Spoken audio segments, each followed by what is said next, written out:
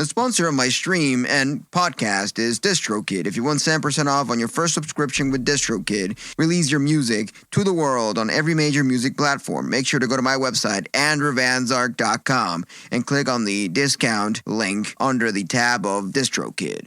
The information on this podcast is my opinion and some internet research.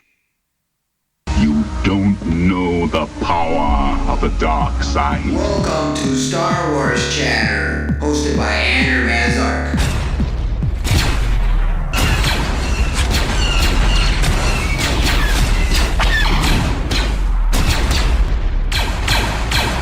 Now you're listening with power.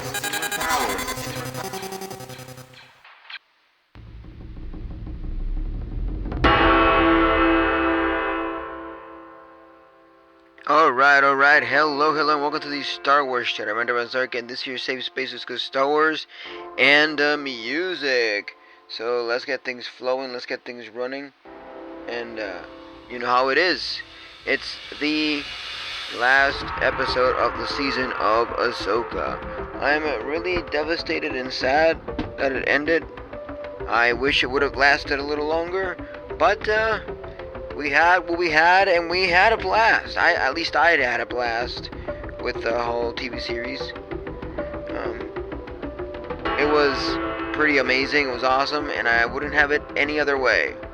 So, let's get ourselves diving into awesome stuff here in Star Wars Chatter. So, the Star Wars universe is renowned for its captivating characters and epic adventures, as we all know.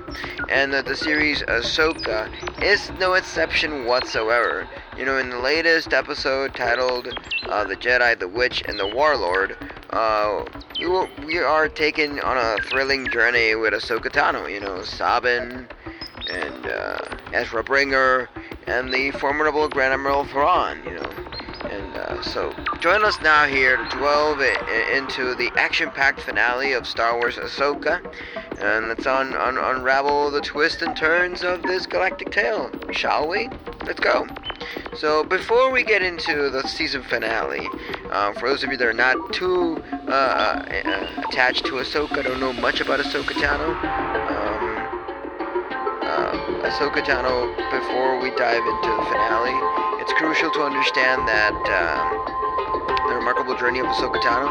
Ahsoka, originally introduced as Anakin Skywalker's Padawan, that's why we see lots of interaction with the Force Ghost or the memory of Anakin and Ahsoka, you know.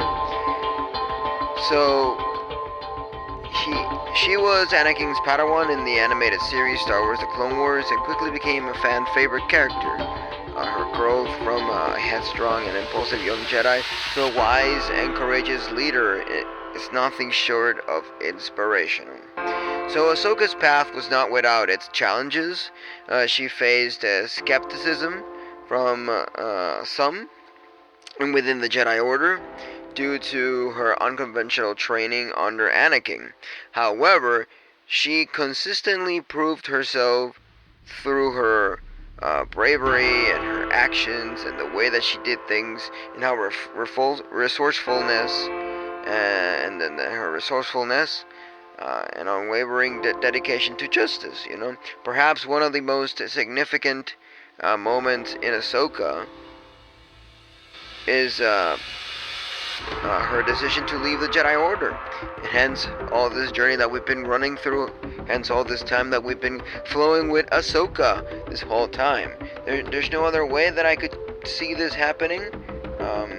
Ahsoka is one of the most awesomest characters out there in the lore of Star Wars, and I love her story a lot.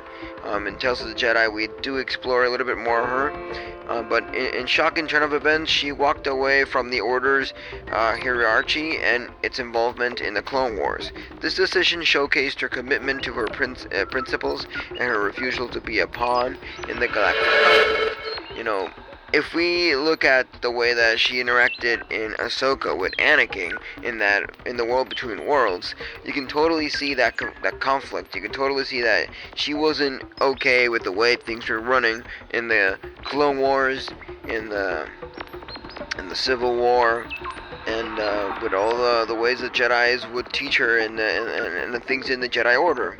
So the episode kicks off, the cargo transfer and rewards of Ahsoka and all that, So the episode kicks off with the completion of a cargo transfer for Thrawn's ship. As a mission concludes, one character, Morgan, is rewarded by the enigmatic Great Mother. She receives the gift of shadows and the blade of Talzin, which grant her the power to operate as a true Night Sister. This reward set the stage for what it is to come in this episode, and I had lots of emotions. I was really intrigued with what was happening at this point in time. So our heroes, Ezra, Sabin, and Ahsoka, and Huyang, are transported across the mysterious planet. Along the way, they engaged in discussions about lightsabers, their origins, and the connection between the characters. The past and the present collides as revelations unfold during this journey. And it's there when Huyang says, "You don't know how to build a lightsaber," and then Ezra's like, "I know how to build a lightsaber. I know how to do this and that." And then when Huyang says, "Hey, why are you? Who taught you how to build a lightsaber?" And then Sabin comes in and says, "Kanan Jarrus." And I'm like, "Oh shoot!" That blew my mind there when she mentioned Kanan Jarrus there, the master of Ezra Bringer. And that's like a good origin, well made, put together there. That to mention that, hey, this is how he knows what he's doing. So the tranquility of their journey is shattered when Thrawn's TIE fighters launch an attack on their convoy. Ahsoka's ship is donned in the ensuing battle, but she remains undeterred and determined to escape the group's mounts, haulers, and peculiar creatures native to the planet, and rides off, leaving Huyang behind to repair the damaged ship. So, as the episode went through, with their destination set, they infiltrate Thrawn's fortress. Here they face troopers reanimated by the mystical powers of the Great Mother. A fierce battle unfolds as our heroes confront these reanimated adversaries, pushing their limits in the process. So, after all that, they go through all those reanimated adversaries and the troopers and all that. Ahsoka finally has a showdown with Morgan, and finds herself in a one-on-one duel with Morgan, while Sabin and Ezra strive to get closer to Thrawn. As I recall, Ahsoka was like, "Hey, go with Thrawn and just try to destroy Thrawn, get Thrawn," and then Sabin says, "But hey, no, we're all together in this. We're all together in this." And as one might expect, they would stick together, but they did leave to go to Thrawn, and they confront more adversaries, more troopers, more people in their way, and the stakes are high, and the tensions escalate as the battle intensifies. The outcome of this confrontation will have a significant impact on our course of events. And it was a really turn of events, the way that things were flowing for Ahsoka. I thought Ahsoka was done for right there at some point, or some shape or form, and I wasn't gonna take that lightly. I was like, "Hey, no, you're not destroying me, Ahsoka, right here on the last episode. No, she still has a long way to go." And that fight with Morgan, that showdown, was a little intense. Not gonna lie, So Thrawn and the Great Mother make a critical move by boarding a ship, setting it on a hyperjump trajectory, and this decision leaves Sabin, Ezra, and Ahsoka behind. With time running out, they devise a daring plan to rejoin the ship, you know. So at this point, Ahsoka was struggling really badly, you know, when she was fighting Morgan. They destroy her lightsaber, one of their lightsabers, because she has two, and then all of a sudden, I see that Ahsoka was struggling, but then, poops, out of nowhere, we thought Sabin had gone with Ezra to the ship with Thrawn, but no, she stood there, hidden, to surprise Ahsoka with her best moves. And then she helps destroy all she could with Ahsoka there. And they survive. They head on to the planet they were left on. And Ezra disguises himself as a trooper. And when he disguises himself as a trooper, from that point on, he actually got a communicator and started talking like if he was the trooper that was using that comlink. It was interesting how he knew even the call sign of that trooper and all that, and things were flowing. And after that, he grabs the armor, puts it on, and then heads on to wherever the ship was going. And then he escapes from the ship and arrives at Hera's base, reuniting with a familiar face. Their reunion sets the stage for new developments within the story. Meanwhile, a character named Sheehan arrives at a camp of mercenaries, and Balan contemplates from a perch atop of colossal statues of the Father. You know, and before all this happens, where we left off Ahsoka and Sabin, once the scene is about to leave, we see none other than Anakin Skywalker. I was like, whoa! Anakin Skywalker. Yeah. That brought a tear to my eyes, so intense. Because he even had a smirk and everything. And I was like, whoa. I love this. This is by far amazing. Completely amazing. You know. So, a poignant moment occurs when Ahsoka spots an owl, a symbol with deep significance. It reassures her that things are on the right path. Ahsoka shares a heartfelt moment with Sabin, emphasizes the need to move forward and find content with their journey. As they gaze at the stars, a special presence watches over them, and it's Anakin's Force Ghost, as I was mentioning before, you know. If you're a little lost with my explanations, I'm talking with things that I remember and how I felt them, but also I'm keeping track with my my show notes here. So that's a thing that we all have to keep in mind, you know. So the Jedis, the witches, and the warlords serve as a gripping conclusion to the series. You know, Star Wars Ahsoka, with its blend of action, emotions, and mixed mysticisms, it leaves us with lingering questions and the promise of more adventures to come. You know, the episode showcases the enduring legacy of the Star Wars saga and the beloved characters that continue to captivate audiences across the galaxy. You know, Ahsoka Tano's journey from Padawan to heroine remains a testament to the strength of characters and the pursuit of one's principles, making her a beloved figure in the Star Wars universe for sure. And I think this episode was all full of emotions.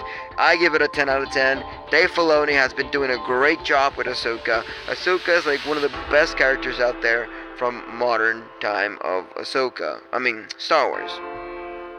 Burps. I had a brain fart right there.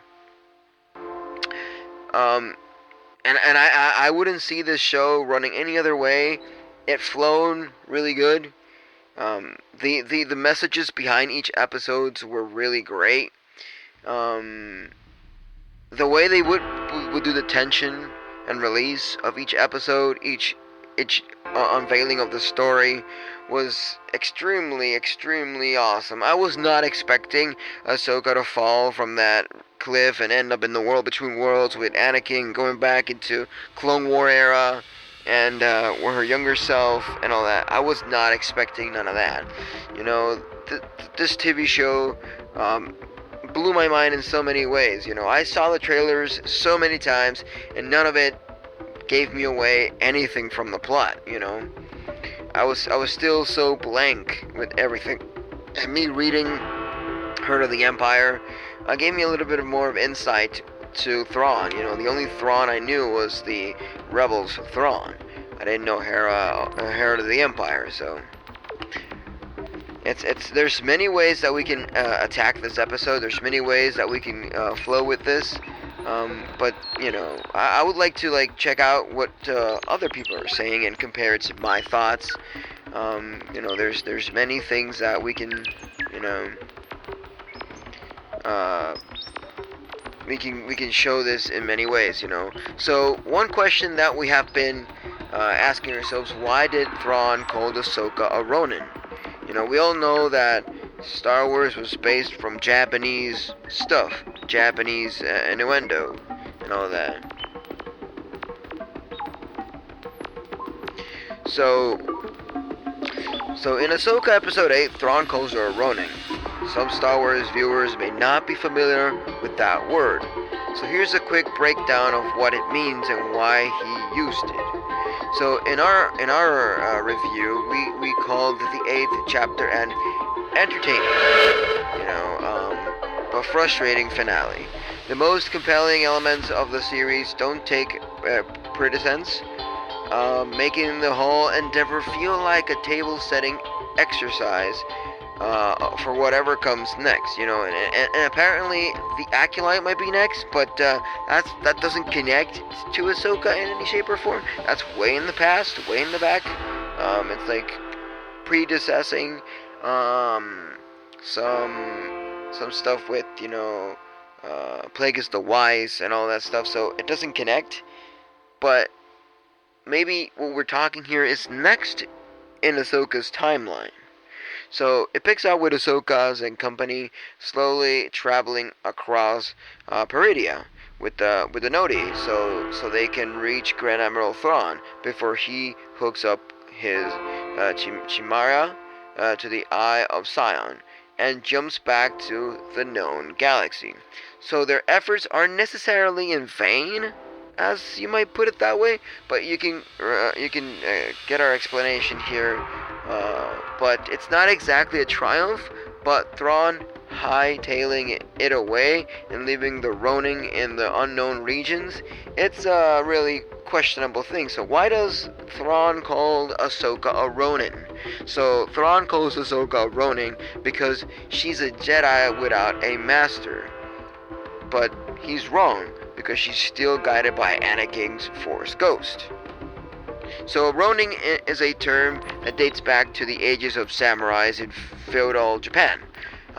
It has a few translations, including drifter, wanderer, and person of the waves. You know, it used to be described someone with no lord or master, or on some occasions they may have served all ties to their family or clan. Hence why if you see the Star Wars Vision episode Ronin, you see some of that stuff actually flowing through. So towards the end of the episode, Thrawn tells Ahsoka, "Allow me to commend you on your efforts today. You've been quite a worthy opponent. I regret we haven't met face to face, and perhaps now we never shall. Still, I know you because I knew your master. I concluded your strategies would be similar. One wonders just how similar you might become. Perhaps this is where a Ronin such as you belongs. Today, victory is mine. Long live the Empire."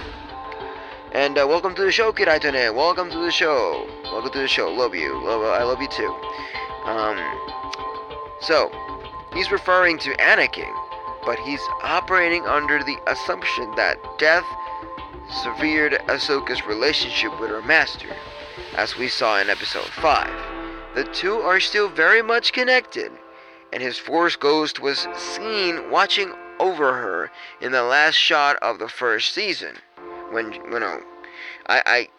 we could kind of see that when she goes to the world between worlds and she goes again with Anakin and all that. But at the same time, we see it when she's doing that training and seeing all those recordings that Anakin did. And then towards the end, we see Anakin once again. So even though she's not literally being trained, being guided by Anakin, Anakin is still doing his best with his Force ghost. You know, every time a Jedi dies, they become one with the Force. So, for those of you that are a little bit unaware of that, because I know a lot of people that are watching this new stuff of Star Wars, and they're not too deeply into Star Wars, so that is a case for another day. And that's why I'm explaining things a little bit more dumbified. So, what are we up for with this, you know? All the episodes of Ahsoka 1 to 8 are available on Disney Plus if you want to catch it, if you want to watch them. But I do recommend delving into Clone Wars and Rebels before you attach yourself to Ahsoka's TV series, the live action one. So it's one of those things, you know, you have to be aware of her backstory, her story and all that, and everything that accomplishes with Ahsoka. So, my last thoughts here with Ahsoka, before we continue with the show, live here on AMP, and we cut the recording right here, is that I really loved Ahsoka, her journey all the way through, her encounters with Baylan Skoll. The way that in the beginning Baylan Skoll was a menacing bad guy and was trying to find Thrawn, not for the same reasons that everybody was trying to find Thrawn, but to destroy the cycle. By destroying the cycle, there's a new beginning. And I think that, you know, Shin Heidi did a great addition to the story. The way Sabin at some point gives in to the dark side for a second just to get some help to find Ezra, and she does find Ezra through the villains of the show like Baylan Skoll, Thrawn, the troopers, and Shin Heidi. But then at the end of that, you know, that little small journey right there, little small arc of finding Ezra, we see that the whole point was to destroy Ezra, but that was just a diversion for the bigger thing that Thrawn was developing. No one was seeing it through, only the viewers, because obviously we get to know what Thrawn's up to. Unlike others, they're not really up to checking what Thrawn's up to. But one of the biggest things they were trying to do was to stop Thrawn. But first they needed to find Ezra, because if you watch Rebels, Ezra at the end gets lost in the world between worlds and all that, and he ends up in Peridia, as we find out here in Ahsoka's TV show. So, as we go through, I kept getting really excited with each episode. I was really sad that it was ending already, and I hope we get to continue more of Ahsoka's story. There's still lots of plot holes in this. We still need lots of things to connect, to complete. But overall, I give this whole series a 10 out of 10. One thing I really like about the Ahsoka series is how Ahsoka was not like Anakin or like Obi-Wan or any of those other Jedis that they have like this smooth journey, like, oh, we're strong, we are one with the Force, and they barely have any struggles. Yet, even though, sure, Anakin did have lots of struggles and was conflicted in so many shapes and forms, and then Luke Skywalker was also conflicted, but for the most part, we see most Jedis, and they have this flow that's really smooth. Yet Ahsoka, at so many points in times, I thought she was gonna just go down the drain really badly. That's what I thought. Because when you see her confrontation with Anakin, you see that she's also struggling to be alive, as Anakin was putting it, because Anakin told her, hey, there's only two options. Either you live or you die. And you're like, wait. Either you live or you die. That's a really conflicting thing to say. But then Ahsoka at the end says, hey, I choose to live. I choose to continue. And then Anakin responds, I guess there's still some hope on you, as his eyes turn back to the normal blue eyes, right? Blue, whatever his eye color is, I forgot right now. So they turn normal again, because they were kind of yellowish before. So Thrawn, it was portrayed really awesome. I do like the red eyes and the way that they did the skin and all that. I don't see any complaints here with Thrawn. Unlike how they did with Cad Bane. Cad Bane was completely destroyed with the criticism. But yet Thrawn here has been perfect, has been loved. I liked how he did the acting. So there's no other way that I could have seen this, you know. It turns out that those troopers were actually reanimated. I thought they were just people that joined them to continue the Galactic Empire, and they were just refixing their armor and whatnot. But no, at the end of the day, they were just reanimated by the Night Sisters, you know, by witches. And I still find it funny, and I still cannot grasp a little bit why would there be witches in Star Wars. They do make it fit correctly. They do make a nice transition with the lore on why they're in Star Wars, but I still don't know how they came up with the idea like, oh wait, we can have some witches in Star Wars. I don't know I don't know how they came to that conclusion, but I think that they play a good part on Star Wars from this point and over. So, like I said, 10 out of 10. Dave Filoni,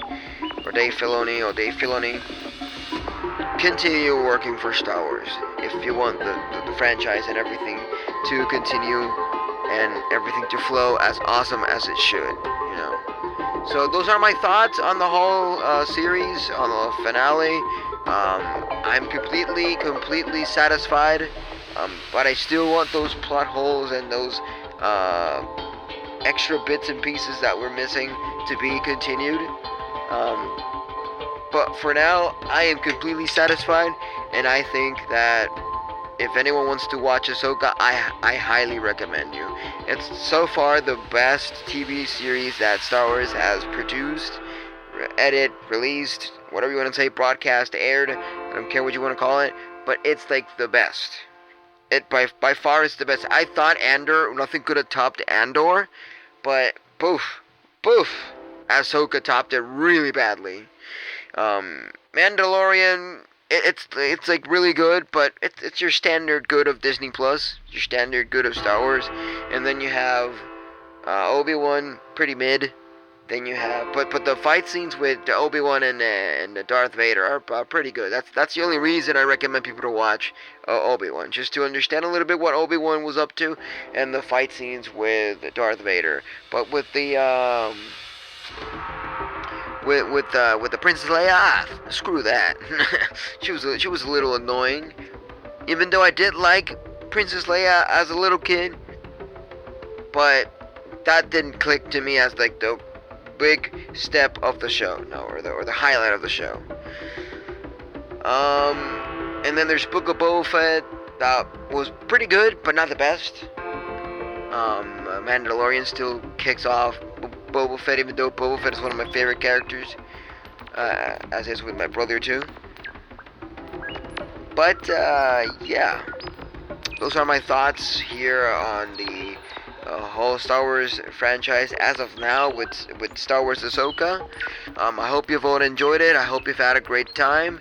And as always, I'll catch you on the flip side. Adios, amigos.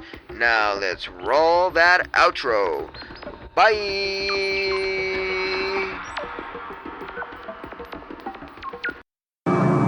The Force is with you, young Skywalker. But you are not a Jedi yet. Star Wars Chatter, hosted by Andrew Mazar. Listen on AMP, the Amazon Radio app. www.andrewvanzart.com. Guaynabo, Puerto Rico. Now you're losing your power.